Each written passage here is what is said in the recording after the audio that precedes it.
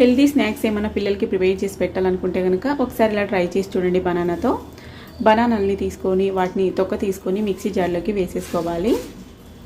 అందులోనే స్వీట్కి సరిపడా షుగర్ కానీ బెల్లం పౌడర్ కానీ వేసేసుకొని, నేను ఇక్కడ జొన్న పిండి తీసుకుంటున్నాను. దీని ప్లేస్లో మీరు ఏ పిండి అయినా తీసుకోవచ్చు. ఇందులోనే పాలు వేసుకొని, నేను పాల మీద మీగడ కూడా వేసుకున్నానండి, ఇది ఆప్షనల్. ఫ్లేవర్ కోసం ఇలాచి పౌడర్ వేసుకొని మిక్సీ పట్టేసుకోవాలి.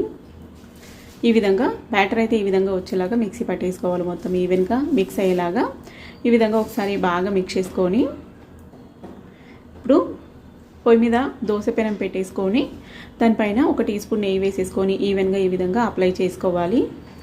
చిన్నగా లిటిల్ దోశల్లాగా వేసేసుకోవాలండి, 1 రూపీ దోశల్లాగా వేసుకొని వీటిపైన ఈ విధంగా మిడిల్లో జీడిపప్పు లేదంటే మీకు నచ్చిన నట్స్ పెట్టేసుకొని మళ్ళీ కొంచెం నెయ్యి వేసేసుకొని ఈ విధంగా 2 వైపులా కాల్చుకున్నామంటే టేస్ట్ అయితే చాలా బాగుంటాయండి.